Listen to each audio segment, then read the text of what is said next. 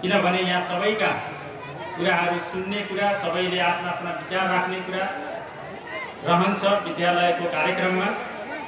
तर आज तपाईहरुको बीचमा म पनि अलि ढिला आइपुगेँ। आज नै यो क्षेत्रमा 3टा कार्यक्रम सँगसँगै भएको कारणले समयमा तपाईहरुको बीचमा आउन सकिएन र यहाँ पार्टीका साथीहरूले राखेको कुरा, स्थानीय जनप्रतिनिधिहरूले राखेका कुरा मैले सुन्न पनि पाएन। मलाई लाग्छ समय अभावले गर्दाखेरि तपाईहरुले राख्न पनि पाउनु भएन। यहाँका बुद्धिजीवीहरूको कुराहरू सुनेर योजना बनाउँदा सबैभन्दा उचित हुन्छ। तैपनि प्रतिनिधिमूलक रूपबाट जो कुराहरू तपाईहरुले राख्नु भएको छ, चाहे यहाँको यो स्कुलको व्यवस्थापन समितिले आफ्नो मागपत्रद्वारा तपाईहरुले केही मागहरू राख्नु भएको छ, यहाँको तपाईहरुले निर्वाचित गरेर चुनेर पठाउनु भएको मान्यले केही कुरा राख्नु भएको छ, यहाँको उपाध्यक्षले केही कुरा राख्नु भएको छ र समग्रमा हेर्ने हो भने सबैको चिन्ता यो विद्यालयलाई कसरी व्यवस्थित बनाउन सकिन्छ, कसरी राम्रो बनाउन सकिन्छ, कसरी यहाँ एउटा शिक्षालाई सुधार गर्न सकिन्छ भन्ने कुरा सबैले आफ्नो चिन्ता जाहेर गर्नु भएको छ र यसको लागि म सबैलाई धन्यवाद दिन चाहन्छु र सबैलाई आग्रह के गर्न चाहन्छु भने हामी सबै मिल्यौं भने सरकारी स्कुलहरू व्यवस्थित हुन सक्छन् र यिनलाई व्यवस्थित गरेर नै अगाडि बढ्नुपर्छ भन्ने कुरा प्रश्न छ र सबै हामी एकमत भएर विद्यालय सुधार्नको लागि, विद्यालयको शिक्षामा सुधार ल्याउनको लागि हामी एक ठाउँमा उभिनै पर्छ। चाहे राजनीतिक दलहरूको रूपबाट होस्, चाहे जनप्रतिनिधि होस्, चाहे यहाँको बुद्धिजीवी होस्, नागरिक समाज र सबैले एकै साथमा विद्यालयको सुधार गर्नको लागि प्रतिबद्धता जाहेर गर्यौं भने विद्यालय सुधार हुन्छ र गर्न सकिन्छ भन्ने कुरा म तपाईहरुको बीचमा राख्न चाहन्छु। आज हामी सबैलाई थाहा छ सरकारी स्कुलहरू जति व्यवस्थित रूपबाट अगाडि बढ्नुपर्ने थियो, विगतमा जति सरकारी स्कुलमा पढेका विद्यार्थीहरूले आफ्नो शैक्षिक सुधार गरेर अहिलेको युगमा प्रतिस्पर्धा गर्न सक्ने परिस्थिति हुनुपर्ने थियो, विगतमा यो नहुन सकेको कुरा हामी सबैले महसुस गरेका छौं। हाम्रो देशमा शिक्षामा जति आर्थिक खर्च हुन्छ त्यो अनुसारको शिक्षा, त्यो अनुसारको शिक्षामा सुधार, त्यो अनुसारको अहिलेको युग सौँदो शिक्षा हामीले प्राप्त नगरेको कुरा आज एउटा विद्यार्थीले पनि त्यो कुरा महसुस गरिरहेको छ र अभिभावकले त्यो कुरा महसुस गरिराख्नु भएको छ र हामी सबैले त्यो कुरा महसुस गरेका छौं। त्यसकारणले नै हाम्रो देशमा लामो परिवर्तन भइसकेपछि हाम्रो संविधान र संविधानले शिक्षालाई एउटा मौलिक अधिकारको रूपबाट संविधानमा उल्लेखित भइसकेपछि र शिक्षामा सुधार गर्नुपर्छ भनेर स्थानीय तहहरू लागिराख्नु भएको छ, प्रदेश सरकार लागिरहेको छ र संघीय सरकार अगाडि बढेको छ र समग्रमा हेर्ने हो भने शिक्षाको सुधार कसरी गर्न सकिन्छ, अहिलेको युग अनुसारको शिक्षा कसरी बनाउन सकिन्छ। आज एउटा विद्यार्थी एउटा स्कुलमा पढ्दै जाँदाखेरि त्यो विद्यार्थीले मेरो जीवन मैले पढेको विद्यालयबाट अथवा मैले आर्जन गरेको शिक्षाबाट मैले आफ्नो जीवन मात्र होइन आफ्नो परिवार समाजलाई कसरी रूपान्तरण गर्न सकिन्छ भन्ने कुरा आज एउटा सबैको चिन्ताको विषय छ र आज सरकारी स्कुलमा पढ्ने विद्यार्थीहरू शहरमा निजी स्कुलमा पढ्ने विद्यार्थीसँग प्रतिस्पर्धा गर्न डराइरहेको अवस्था छ। आज एउटा दुर्गम स्कुलको हालत भवन पनि छैन, टिचर पनि छैन र अन्य त्यहाँ चाहिने आवश्यक कुराहरू पनि उपलब्ध छैन। यो कुराको समस्या आज हामी तपाईहरुको बीचमा छ र यसलाई समग्र रूपबाट सुधार गर्नको लागि 2-3 वटा कुरा अनिवार्य छ र मैले सबै सार्वजनिक कार्यक्रमहरुमा यो कुरा भन्ने गरेको छु। शिक्षामा सुधार भवन बनाएर मात्रै हुँदैन, शिक्षामा सुधार पैसा बढी खर्च गरेर मात्रै हुँदैन, त्यसमा चिन्तनगत रूपबाट केही सुधार गर्नुपर्ने, रूपान्तरण हुनुपर्ने र हाम्रा व्यवहारहरू सरकारी स्कुललाई हेर्ने दृष्टिकोण र सरकारी स्कुललाई हेर्ने व्यवहारमा केही परिवर्तन ल्याउनु जरुरी छ। त्यो भनेको के हो भने हामी सबैलाई थाहा छ, हामी स्कुल बनाउँदाखेरि कुनै ठाउँमा स्कुल स्थापना गर्दाखेरि जति जोर लगाउँछौँ, चाहे त्यो राजनीतिक रूपबाट होस् चाहे त्यो सामाजिक रूपबाट होस्, हामी बढी नै मेहनत गर्छौँ स्कुल स्थापना गर्नको लागि। तर त्यो मेहनत हामी स्कुल स्थापना भइसकेपछि छोडिदिने गर्छौँ। त्यसकारणले अर्को कुरा सँगसँगै के हो भने विद्यालय व्यवस्थापन समिति बनाउँदाखेरि कयौं स्कुलहरूमा चुनाव पनि हुन्छ। यति जोर जबरजस्ती हुन्छ त्यो स्कुलको व्यवस्थापन बनाउनको लागि, तर बनिसकेपछि कति भूमिका निर्वाह गर्न सक्छौँ भन्ने कुरा पनि हामीले सोच्नु जरुरी छ। यसमा मुख्य कुरा भनेको हामी सरकारको मुख्य दायित्व हुन्छ शिक्षामा सुधार ल्याउने, अहिलेको युग अनुसारको शिक्षाको व्यवस्थापन गर्ने र सबै स्कुलहरूमा भौतिक संरचनादेखि लिएर टिचरहरूको व्यवस्थापन गर्ने र अन्य सामग्री सहितको व्यवस्थापन गर्ने यो सरकारको दायित्व हो, सरकारको जिम्मेवारी पनि हो र यो विगतदेखि भइ पनि राखेको छ। जति आवश्यक छ त्यति नभए तापनि तर भइराखेको छ। तर त्यसले मात्रै सुधार आएको छैन, हामी सबैलाई थाहा छ। यसका पछाडिका कारणहरू के हो भने हामी राजनीति गर्ने व्यक्तिहरू स्कुल स्थापना गर्दाखेरि, स्कुल व्यवस्थापन समिति बनाउँदाखेरि, स्कुलमा टिचरहरूलाई सरुवा बढुवा गर्दाखेरि जति हामीले राजनीतिक रूपबाट जोर गर्छौँ त्यति अरू समयमा जोर नगरेको कारणले पनि केही समस्या सिर्जना भएको छ। आज हामी साँच्चै एउटा छलफल गर्ने हो भने हामी यो यस्ता सरकारी स्कुलहरूमा आफ्ना बच्चा पढाउन सक्ने आँट गरेका छौँ कि छैन। हामी नेताहरूले, हामी मन्त्रीहरूले सरकारी स्कुलमा आफ्नो बच्चा पढाउन सक्ने आँट जबसम्म गर्दैनौँ तबसम्म शिक्षामा सुधार आउँदैन। र म तपाईहरुलाई भन्न चाहन्छु, म यो प्रदेशको मुख्यमन्त्री हुँ। अहिले पनि मेरा छोराछोरीहरू सरकारी स्कुलमा पढिरहेका छन् र पढाउनु पर्छ र यसको विकास गर्नुपर्छ भन्ने कुरा मेरो मान्यता हो र त्यो आधारमा हामी अगाडि बढ्न चाहन्छौँ। र यो सँगसँगै यो विद्यालयमा पढाउने टिचरहरू, शिक्षकहरू जो छन्, जो स्थानीय अथवा रेगुलर यहाँ पढाइराख्नु भएको छ, तर आफ्ना बच्चा यो स्कुलमा पढाउन सक्ने आँट गर्नुहुन्छ कि गर्नुहुन्न?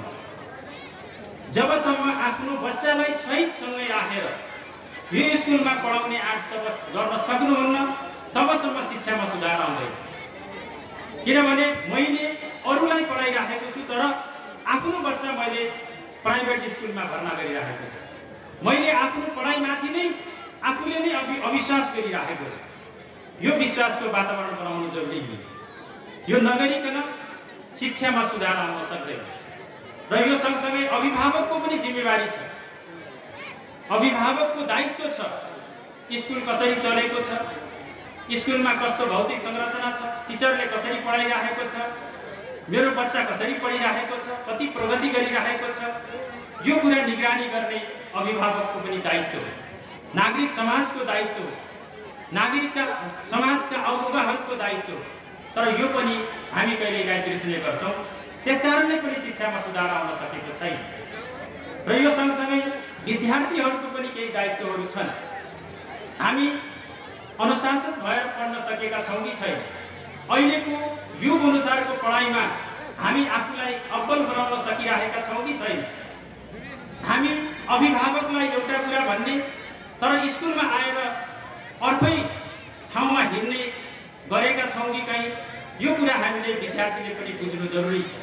म सबै भाइ बहिनीहरूलाई के आग्रह गर्न चाहन्छु भने हामी आफ्नो लागि मात्र होइन, आफ्नो भविष्यको लागि मात्र होइन, समाजलाई रूपान्तरण गर्नको लागि पनि, समाजको समग्र विकास गर्नको लागि पनि हामीले शिक्षा आर्जन गर्नुपर्ने जरुरी हुन्छ। एउटा व्यक्ति त जसरी पनि बाँच्न सक्छ, तर एउटा पढे लेखेको व्यक्ति, एउटा इन्जिनियर भयो भने उले धेरै समाजलाई सहयोग गर्न सक्छ। एउटा डाक्टर पढ्यो भने उले धेरै मान्छेको जीवन बचाउन सक्छ। एउटा सामाजिक व्यक्ति भयो भने उले समाजमा धेरै रूपान्तरण गर्न सक्छ।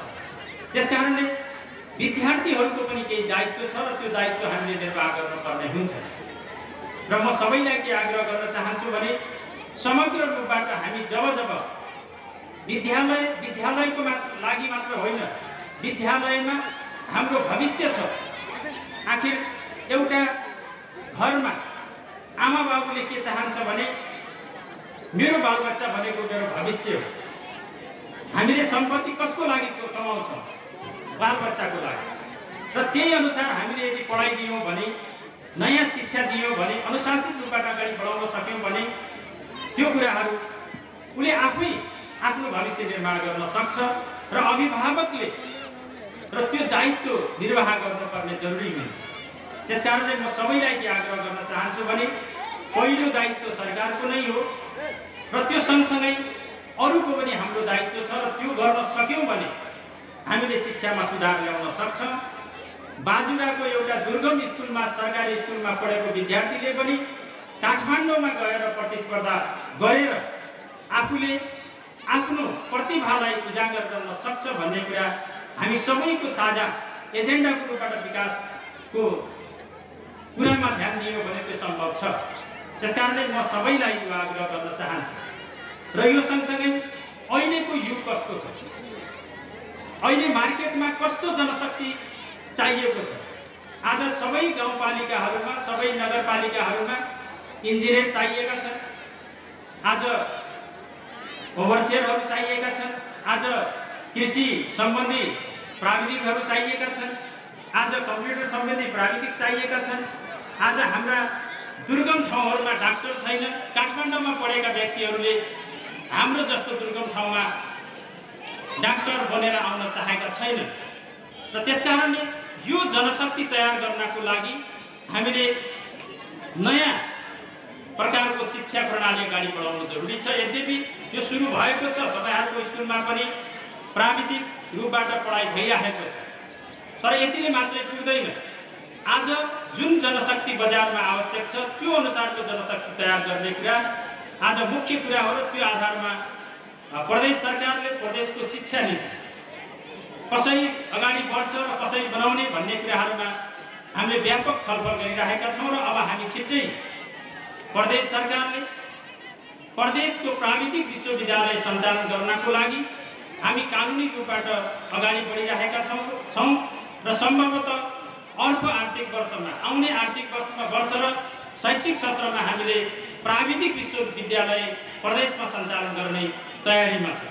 अघि यहाँ मान्यज्यूले कुरा राख्नुभयो, तपाईहरुको यो क्षेत्रमा एउटा क्याम्पस छैन भनेर कुरा राख्नु भएको छ।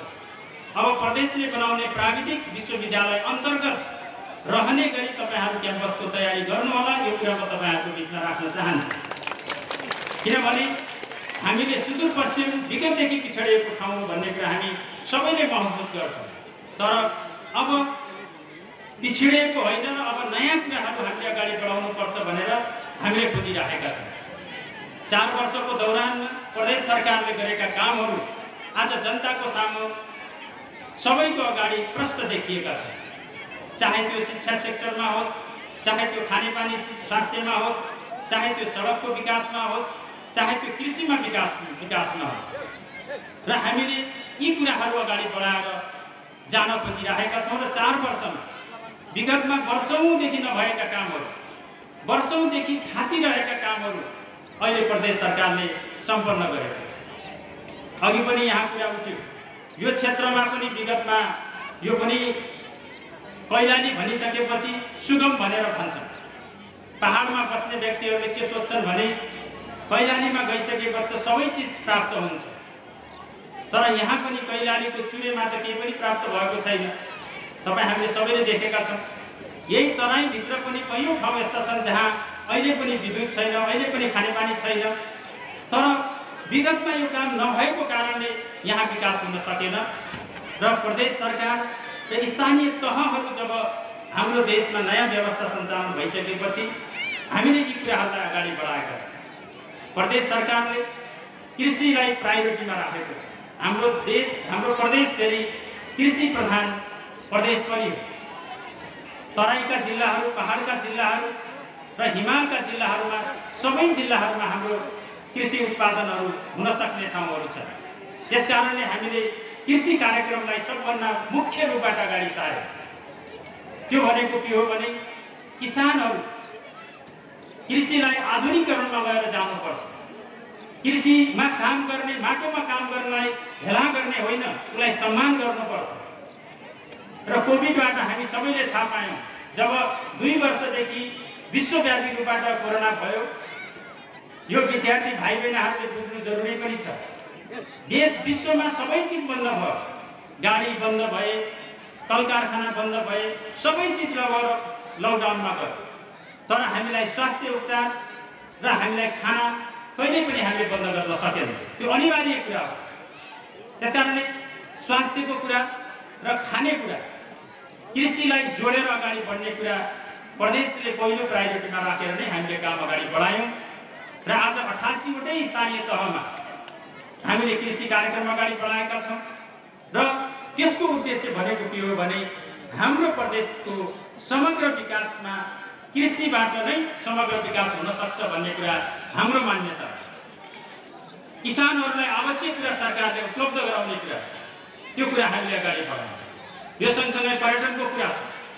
यो सँगसँगै पर्यटनको कुरा गर्नुहुन्छ भने आज मात्रै मैले घोडाघोडीमा एउटा नेपालको पहिलो कार्यक्रम हामीले घोषणा गरेका छौँ,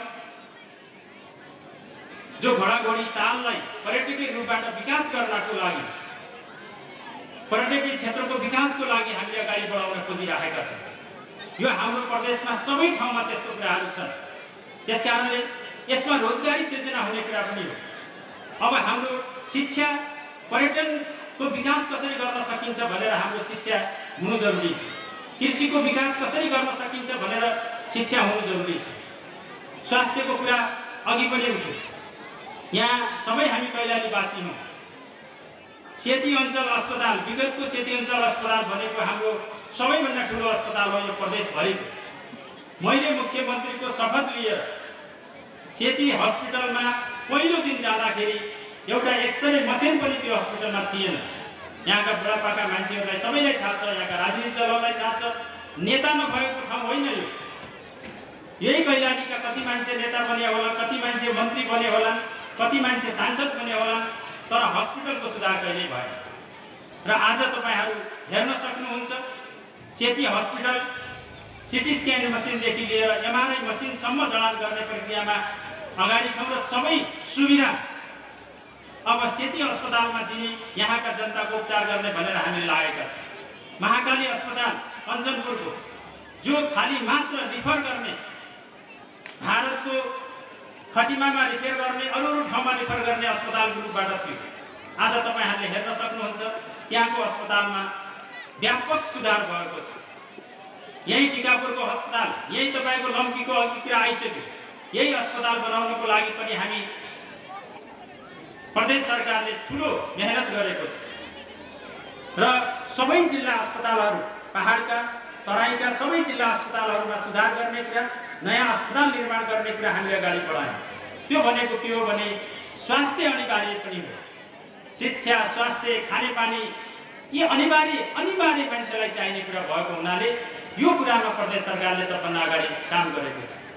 र यो सँगसँगै यतिले मात्रै हुन्छ भन्ने कुरा होइन।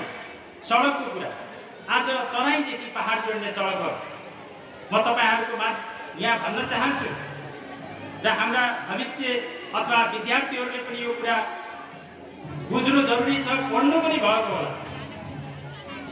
हाम्रो सुदूरपश्चिममा प्रदेश सरकार गठन हुनुभन्दा पहिले 1000 देखि 1100 किलोमिटर मात्रै कालोपत्र सडक थियो यो सुदूरपश्चिमभरि 9वटै जिल्लामा।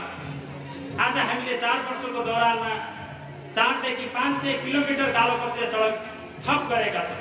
4 वर्षको दौरान विगतको 70 वर्षमा नभएको काम प्रदेश सरकारले अगाडि बढाएको छ। र यो कुरा मैले तपाईहरूको बिचमा किन राख्न चाहेको हो भने यी कुराहरू अहिले नयाँ परिवर्तनबाट प्राप्त भएका कुरा हुन् र त्यो आधारमा हामीले सुदूरपश्चिमको समग्र विकास गर्न चाहेका छौँ। र यहाँका आम नागरिकहरूले र समग्र रूपबाट विकासको अनुभूति हुने गरेर प्रदेश सरकारले काम गर्न खोजिरहेको छ, गरि पनि राखेको छ। र यसमा आम नागरिकले साथ दिनु जरुरी छ। हाम्रो समाज कस्तो छ भने फेरि राम्रो कुरा गर्दाखेरि, राम्रो काम गर्दाखेरि जसले पनि त्यसको सुरुवात गर्न सक्छ। तर त्यसलाई सहयोग गर्नुभन्दा पनि त्यसको विरोध गर्नेतिर हाम्रो समाजमा बढी कुरा उठ्ने गर्छ। तर म आग्रह गर्न चाहन्छु, हामीले विकास गर्ने हो भने समाजको सबै तबकालाई जोड्नु जरुरी हुन्छ। महिला, पुरुष, जाति, जनजाति, समुदाय सबैलाई जोडेर गयौँ भने हामी समाजको विकास गर्न सक्छौँ र समाजमा धेरै चिजहरू हामी अगाडि बढाउन सक्छौँ। त्यसकारणले आज हाम्रो देशमा ठुलो परिवर्तन भएको छ। स्थानीय तहको कार्यकाल सिद्धिएर पनि चुनाव घोषणा भइसकेको छ। तर यो बीचमा कति काम भए, आज कोही पनि व्यक्ति, कोही पनि गाउँ, कोही पनि ठाउँ छुटेको छैन होला जहाँ विकासको सुरुवात भएन। त्यसकारणले यो भनेको एउटा नयाँ परिवर्तनबाट प्राप्त भएको अधिकार र विकास हो र यसमा हामी सबैले ध्यान दिनु जरुरी छ। त्यसकारणले म सबैलाई के आग्रह गर्न चाहन्छु भने अझ मूल रूपबाट शिक्षाको सुधारको कुरामा प्रदेश सरकार अगाडि बढेको छ। अहिले कानुनी रूपबाट केही शिक्षा संविधान त तीनटै तहको अधिकार छ, तर प्रदेशको धेरै अधिकार केन्द्र सरकारले नदिएको कारणले केही कुरा हामीले गर्न सकेका छैनौँ र त्यसकारणले नै हामीले विश्वविद्यालय अब सञ्चालन गरेर अगाडि बढ्ने प्रक्रियामा छौँ र त्यो गर्यो भने मलाई लाग्छ सुदूरपश्चिममा एउटा दक्ष जनशक्ति, अहिलेको आवश्यकता अनुसारको जनशक्ति, प्राविधिक रूपबाट दक्ष भएको जनशक्तिलाई उत्पादन गर्न सक्छौँ र यसको लागि हामीले छात्रवृत्तिका कार्यक्रमहरू सञ्चालन गरेका छौँ। एउटा अब्बल विद्यार्थी जो डाक्टर बन्न चाहन्छ भने प्रदेश सरकारले छात्रवृत्ति दिएर उसलाई डाक्टर तयार गर्ने भनेका छौँ, इन्जिनियर तयार गर्ने भनेका छौँ र हामीले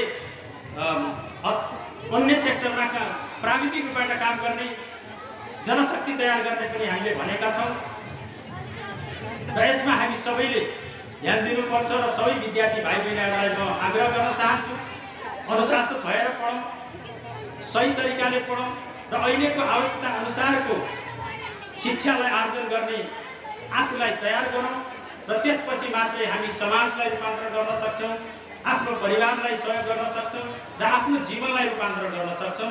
यदि त्यो गर्न हामी सकेनौँ भने हामीले फेरि मात्र स्कुल पढेर केही पनि हुँदैन।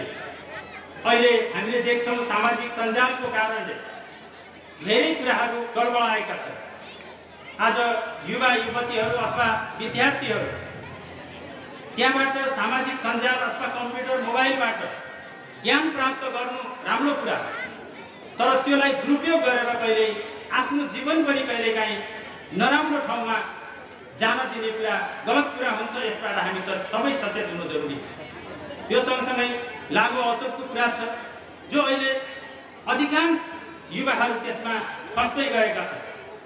तर म सबैलाई के आग्रह गर्न चाहन्छु भने लागु औषध जो छ त्यसलाई अन्त्य गर्नको लागि स्कुलमा अभियान सुरु हुनुपर्ने हुन्छ।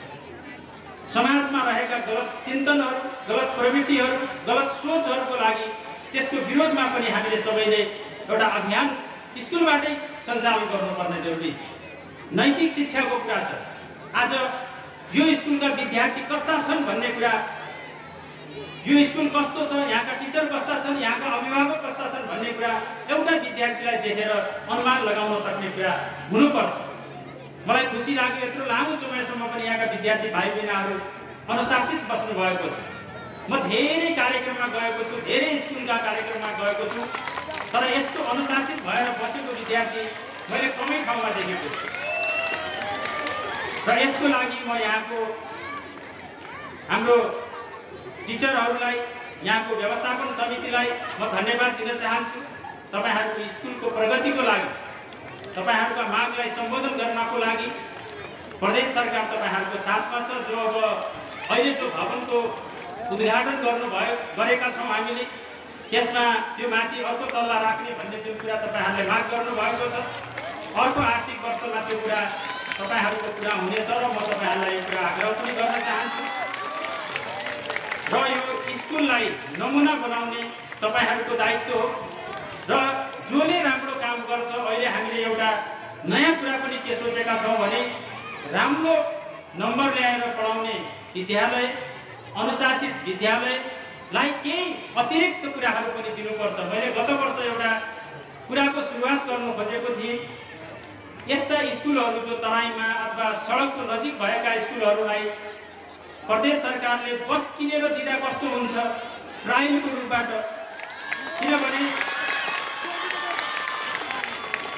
हामीले निजी स्कुलमा एउटा अतिरिक्त कुरा के देख्छौँ भने बस घर घरमा गएर विद्यार्थीलाई लिएर आउँछ।